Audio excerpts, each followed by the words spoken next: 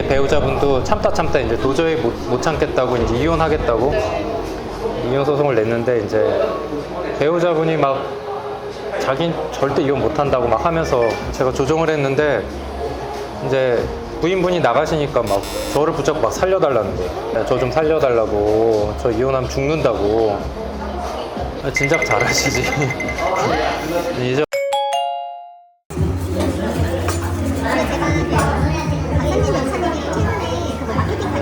네. 근데 그때 이제 박사님 변호사님께서 하셨던 얘기가 자기도 되게 박사 사건에는 관심이 많은데 남사다분이나 이렇게 기억 사건 아니면 좀 감정이 좀 덜 소모되는 사건을 많이 신경을 써오려고 했던 것 같아요. 네.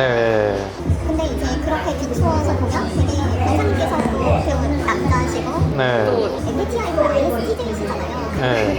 그 가세 사건을 전문으로 이렇게 했다는 게 일반 그 남자 변호사님들이 비율적으로도 상대적으로도 많지 않잖아요. 근데 이런 그쵸. 전문 로펌을 운영하기로 결심을 하신 이유가 있을까요? 사실 진짜 뭐 상속은 모르겠는데 이혼은 진짜 남자 변호사님이 별로 없죠. 최근엔 좀 많아졌지만 그래도 별로 없죠. 이제 저 같은 경우는 이제 대전지방법원에 4년 정도 근무하고, 의정부 지방법원에 3년 근무하고, 그 다음에 이제 서울가정법원을 이제 가게 됐어요. 가게 됐는데, 그때 분위기가 어떤 분위기였냐면, 가정법원 외관이야. 제가 모셨던 뭐 원장님이나 부장님 이런 분들은 가정법원 가서 배울 것도 없고, 가정법원 가지 말고, 그냥 일반 민형사 충실히 하는 게, 아니면 행정법원이랑 같이 있으니까요. 행정법원을 가라. 행정법원 가면 배우는 것도 많고 좋다. 이런 게 그때까지만 해도 약간 주류적인 의견이었고, 그때 가사전문법관분들을 선발을 했는데, 그때 가사전문법관분들은 지원자가 없어서 혜택을 줬어요, 되게. 지원하시는 분들한테는 뭐 여러 가지 혜택을 오히려 줬죠. 뭐 지방근무 면제 막 이런 식으로 막 혜택을 줘야지 이제 사람들이 모이는 이런 구조였거든요.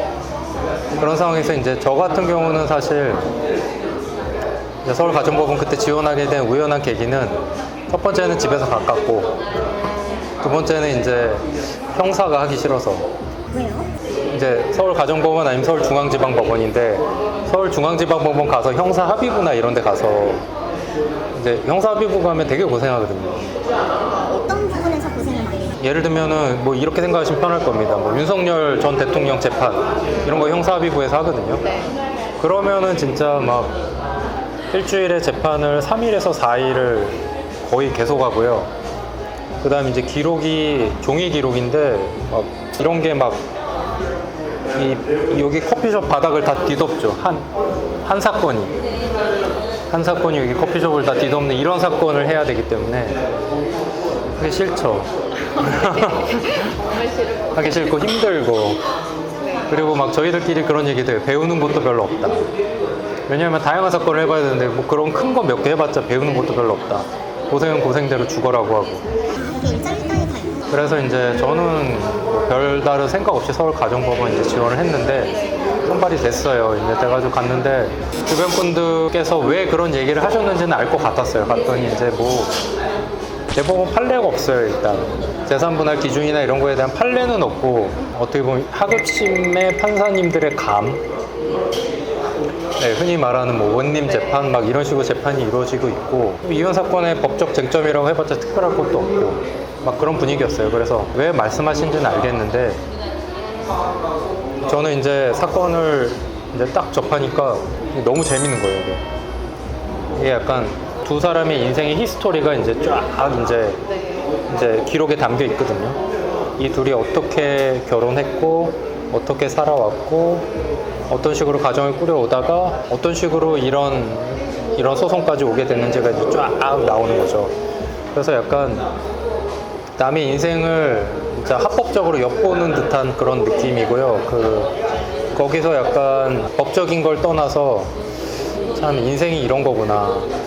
어떤 자서전을 읽는 것 같고, 사람들의 인생을 들여다보고 남녀 관계가 이렇게 어려운 거구나.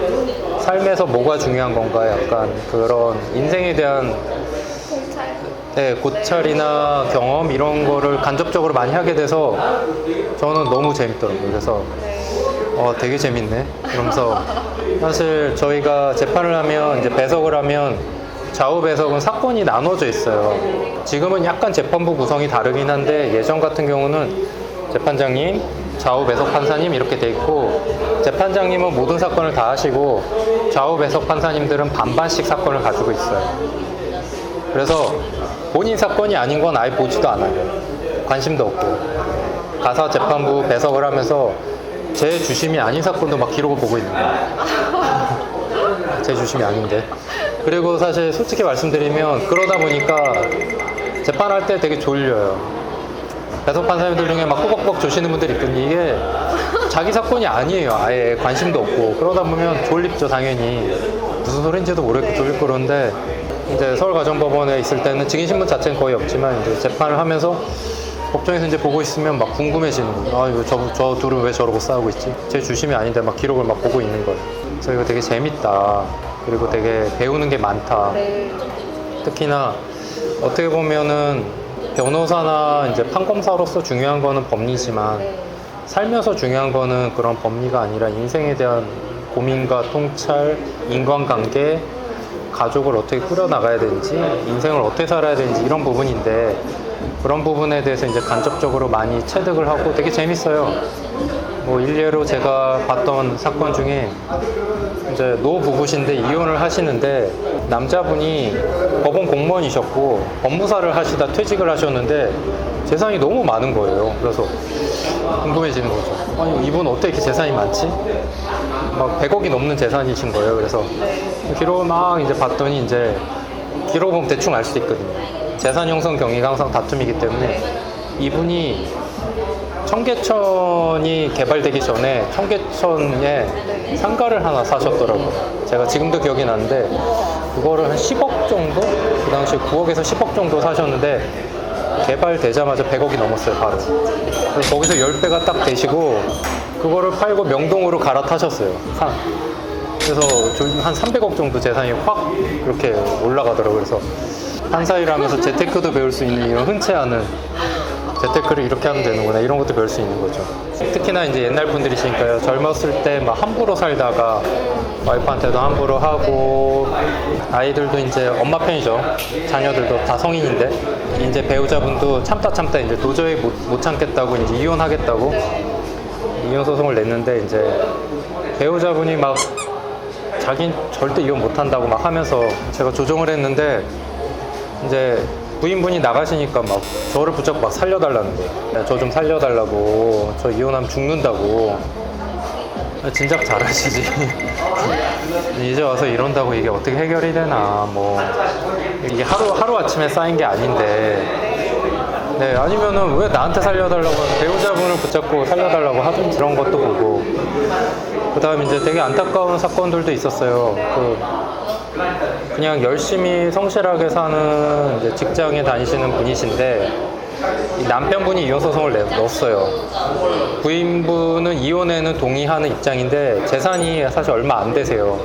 사실 아이들이 다 엄마 편인데 자녀들이 이제 한 고등학생, 대학생들이에요. 그런데 이제 사실 이 자녀들이 살 데가 없는 거죠, 마땅히. 이 집을 반으로 나누면. 그래서 이제 제가 배석이었을 때 이제 재판장님은 좀 이제 이 남편분한테 그래도 자녀들하고 좀 살 수 있는 어떤 집은 필요하지 않겠냐, 전세로라도. 그래서 좀 양보를 하셔라.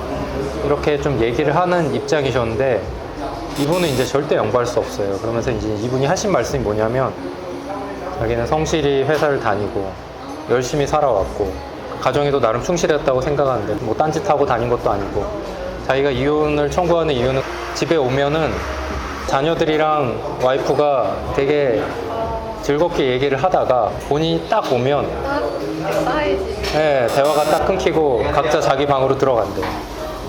그래서 자녀들도 그렇고 이제 와이프도 그렇고 자기만 오면 자기를 투명인간 취급한다. 물론 이제 제 지금의 입장에서는 이제 그렇게까지 되기까지의 많은 과정이 있긴 했을 텐데 이제 이분 입장에서는 그분이 그런 거를 이제 도저히 본인 입장에서도 이제 받아들일 수 없는 거죠. 자녀들이고 뭐고 간에 나를 이렇게 대우하는 건 나도 용서할 수 없다. 이런 게 되게 크고 배우자분은 그래서 이제 그 당시에 사셔야 되니까 이분도 마트에서 이제 캐셔로 취직을 해서 이제 일을 시작하셨었거든요. 그런 사건도 보고 이제 하면서 다양한 모습을 많이 봅니다. 이제 인생을 배울 수 있는 되게 좋은 기회다라는 생각을 했었죠. 그리고 이제 뭐 제가 사실 재밌고 즐겁기만 한다고 해서 제가 로펌을 이제 차리기까지 결심할 수 있는 건 아닌데요. 제가 이제 그때 법원에서 지켜봤고 대전가정법원 부장판사를 하면서도 이제 지켜봤던 부분이 되게 신기했다는 생각을 많이 했어요. 그 당시에 이제 대형 펌들은 대부분 섹터를 다 큰 사건들은 다 장악을 하고 있는데 이 가사 사건은 되게 신기한 거예요. 그때 보니까 가사 사건을 많이 하고 전문적으로 하는 그런 펌들이 대부분 좀 TV 많이 나오시는 여성 변호사님들이 대표인 그런 법인들이 제가 가정법원 했을 때도 제일 가사 사건을 많이 하시더라고요. 되게 신기하다. 왜 도대체 이 섹터는 정관 변호사님들도 아니고 대형 펌도 아니고 왜 이 TV에 많이 나오시는 여성 변호사님들이 만든 로펌에 있는 변호사님들이 가장 많이 들어오지? 제가 그 의문을 그때 가졌죠. 내가 여기 들어가면 할만하겠다. 그리고 들어갈 수 있겠다. 솔루션을 발견하셨어요. 네. 왜냐면 그분들께 죄송하지만 그분들하고 경쟁해서 충분히 우위에 쓸 수 있다는 자신이 들어가지고요.